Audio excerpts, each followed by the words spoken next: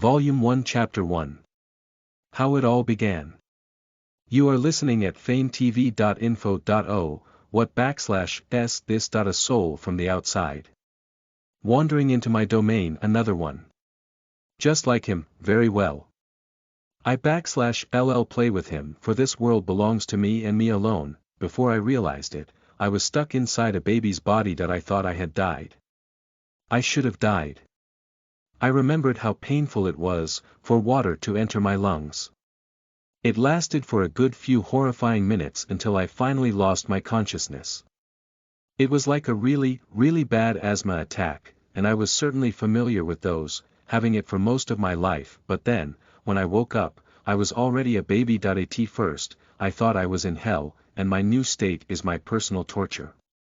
To be stuck in a baby's body forever, unable to do anything, but then, when my mother picked me up and kissed me warmly in the cheeks, I knew that this place couldn't be hell. Not even purgatory. In fact, it felt closer to heaven for me that I was reborn to a well-off family.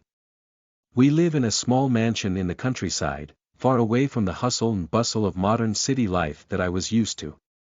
The air was fresh and the scenery was green. It was truly my kind of a dream house. Unfortunately, you can't really live in a house like this in Japan.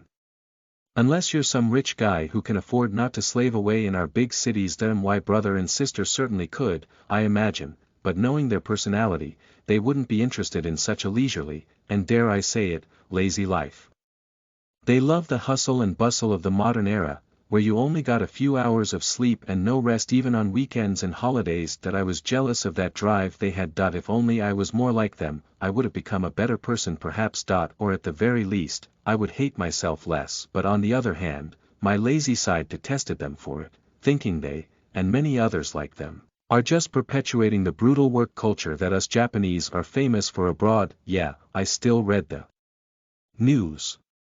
Sometimes, anyways. Back to my new life. I enjoyed my new life as a baby, despite the humiliating fact that I couldn't control my bladder and bowels whatsoever. I just have to cry to get my parents' attention when that happened, so they would hurry to change my diaper, and, as much as it shames me to admit this, I enjoy being coddled by them that way. I have no worries whatsoever. It was an easy life, full of love that my parents showered onto me. The moment I could crawl, however, I started exploring around, just so I can get a better understanding on the kind of house I'm currently living in. When I scraped my knee from it, it was where I learned that this was a world where magic existed, as my mother healed the wound instantly with what I assumed to be a healing spell, and in that moment, my eyes were opened. The vaguely European-like features and looks that my parents had, and their medieval-looking clothes, and the fact that there was no electricity whatsoever, and now the discovery of magic actually existing. I was in a medieval fantasy world. I couldn't believe it at first, but as I picked up more and more conversations between my parents, I can start to understand them. At this point, it was completely proven to be true. There was no doubt now that I was in another world entirely. Born to a family of 3, I was the middle child with one older brother and one little sister. At first, I was just like them, a bright child with a bright future.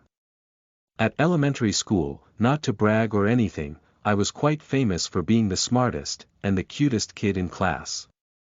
I was always smiling, always cheerful. I had many friends, and even many more secret admirers. It was a blessed, happy life. It all changed when I was in junior high. Like the naive idiot I was, I came to the defense of a girl being harassed by a group of bullies. Back then, I was all over the idea of being a defender of justice, protector of the weak and shield of the innocent, only to end up being beaten up so bad that I had to be hospitalized afterwards. I didn't do it the cool way either. I stopped fighting the moment I fell to the ground. I begged them to stop with tears in my eyes, completely overwhelmed by the pain I received by them kicking me repeatedly in the stomach. And when I lost my consciousness, I soiled myself, with the girl I was supposed to save watching all of my family. Naturally, tried to sue the school, but thanks to the parents of the bully group's leader being a significant donor of the private school, not to mention his links with both the government and the Yakuza, the suit didn't go anywhere. The bullies only got a simple probation, and they continued to terrorize the school afterwards. For me, however, it traumatized me completely.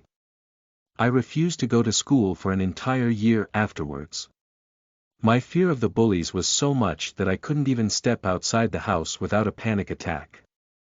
My family tried a number of therapists, but none of them could really cure the fear that had rooted deeply into my heart. That I suppose for my naive little self, it was the very first time he was faced with the harsh reality of the world. When I went back to school, on a new one, naturally, my grades dropped significantly. I stopped smiling, and I became a recluse.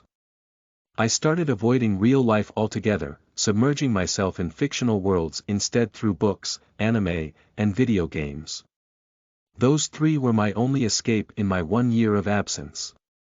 My favorites were always stories where the hero prevailed over evil, over the injustices they faced, no doubt influenced by my condition. At high school, my addiction only continued, leading to me failing my entrance exam to Tokyo University, even though all my other siblings managed to do so. That I acted like it didn't matter. College isn't everything after all, I argued to myself. What's actually important is what comes after. And indeed, I was right. My older brother became a successful young CEO while my little sister became a forefront scientist at CERN, researching quantum mechanics and all that fancy science stuff. As for me, I only got an office job so ordinary that it wasn't even worth noting. That I couldn't escape the truth anymore. That I had become a failure, depression took in, and I started eating and sleeping unhealthily, ruining what good looks I used to have before. I became fat, and perverted as well, as I masturbated daily to pictures of anime girls I found on the internet. My hormones didn't get a normal release with a girlfriend or even a wife, like my brother. He was already married, and with a hot wife too. Just another list of reasons to be jealous of him. This time, I still was an avid reader of hero fantasy, particularly of the isekai genre. I especially loved the wish fulfillment aspect of them. Took me away from my crappy life, even if for just a moment. However, I always took issue whenever the hero did something I would never do myself. Like being a pervert to the girls, or being a jerk for no reason. If I were reincarnated to a fantasy world like them, I would never do what they redoing. Yeah, I still kept my white knight tendencies, even after all these years. And then, I was fired from my job. They were downsizing, and I was one of the employees they deemed useless. It broke me. I worked there for 10 years, having to bear being pushed around by my company workers and having my work /s credit being stolen. I was afraid. Afraid that what happened at my youth would happen all over again if I spoke up. In the rain, I walked and I walked, not really knowing where my feet were taking me, and then, I saw her. A girl carried away by the river /s heavy current. I looked around. There was no one else nearby. It had to be me. Screw it, my life is not worth living anyways. I jumped. And with whatever strength I had, I caught up to her and carried her to the side. I couldn't even swim. When I was done, however, I failed to get my own self to the shore, as my legs suddenly went into a terrible cramp. So this is it. Well, at least I actually got to be a hero this time around. And so I drowned, all with a smile on my face. Never would I imagine that I would reincarnate myself. All like in those stories I loved to read. I quickly learned how to read. I must know more about this world, and the quickest way to do so that wouldn't freak out my parents, would be to learn it through books. Unfortunately, our house only has a couple of them. It seemed our family isn't interested in having grand libraries like your typical rich folks usually are. Nevertheless, I quickly managed to pick up on the words and grammar of this world. To my surprise, they weren't that far off from the English language back at my world. Thank God I actually learned English, even though I only did so because I wanted to understand the English side of the internet. Thanks to that, I now knew the general layout of this world and the various countries that existed in it.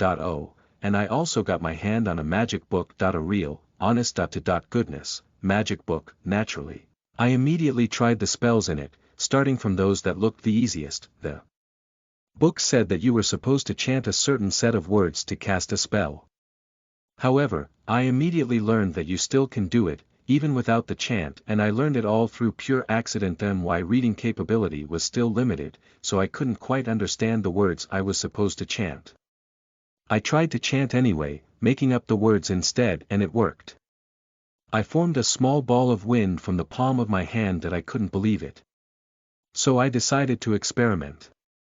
I changed the words around again, and yet, it still worked. The same phenomenon and sensation still happened. I still feel this warmth traveling to my palm, and bam, I got a ball of circling wind, only for it to disappear immediately the moment I rejoiced. Concentration, I suppose. I need to maintain it in order for the spell to stay. That I then tried casting it without any chanting whatsoever. Just raw and pure concentration, as I imagined the same sensation and the same ball of wind appearing on my palm, and it worked.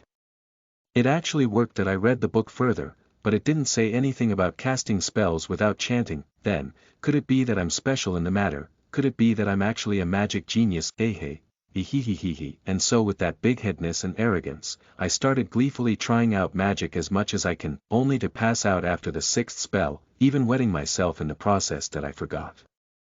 You did need mana to cast magic after all. That if you pushed yourself too much, this would be the result. When I woke up, I was already back in my room, laying down on my bed, and my clothes were clean and dry, which meant mother must have changed them. Oh, you're finally awake.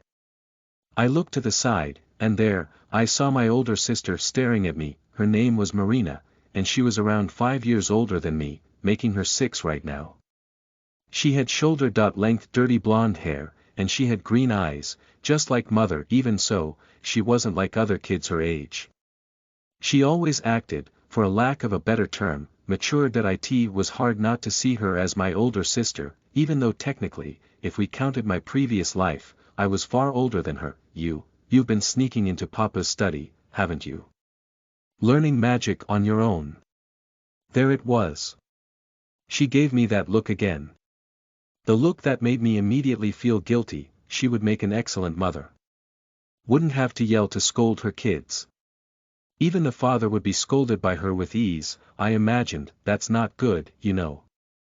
You need a teacher to teach you magic. Magic is dangerous to try on your own.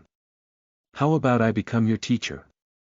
And so, from that day on, I learned magic under her. To my surprise, she was actually somewhat of a good teacher. No, not somewhat, she was actually, genuinely, 100% good at it. She could already cast all the basic level magic with ease.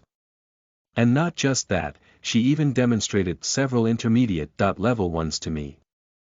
And she was just 6 years old. I learned that she was actually considered a magic prodigy by my parents later on. They even already gave her her own wand. And it was a fancy, regal-looking wand at that.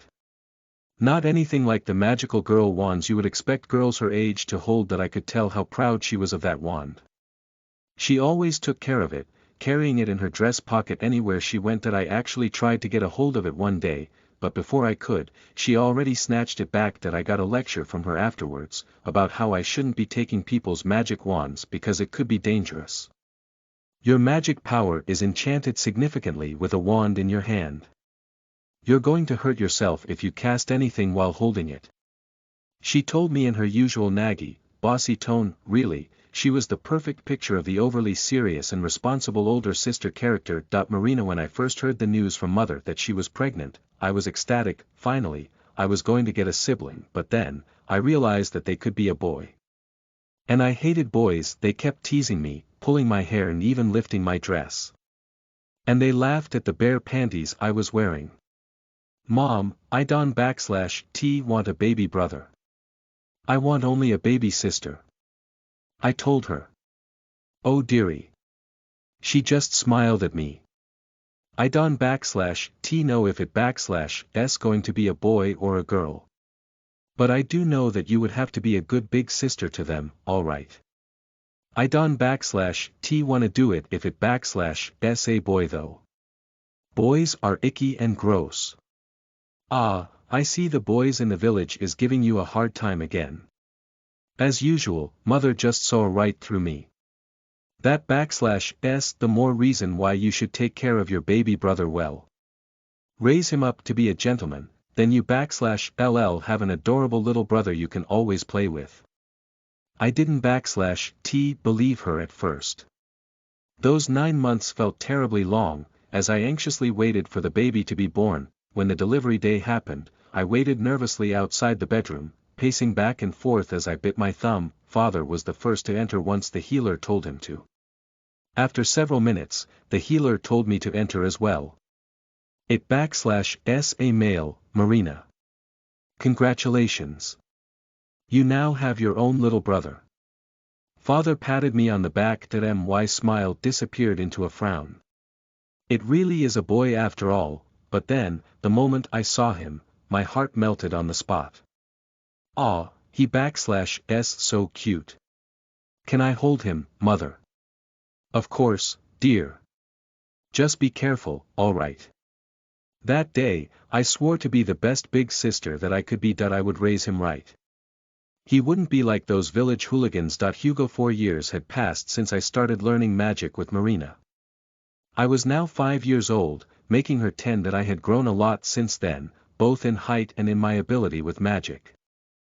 I had reached the level Marina showed me when we first started. I could now cast all basic level magic with ease and some intermediate level ones. She, on the other hand, had surpassed herself even more.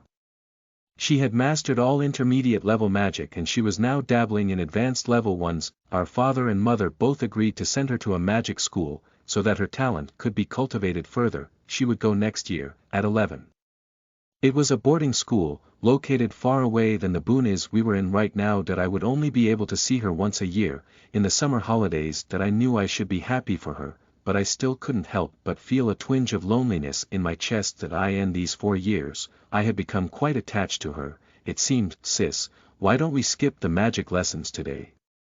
Let's go to the village. I suggested to her. She raised her eyebrows. That's unusual. Usually you are so diligent. And suddenly you want to skip your studies. I just thought we could use a break, that's all. I lied. The truth was, I suddenly felt I wanted more time with her.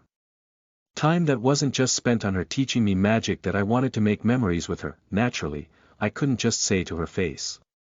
I was nothing like my old kid self, who was always forward with everything. Now, shyness was a significant part of me. What if she mocked me if I told her the truth?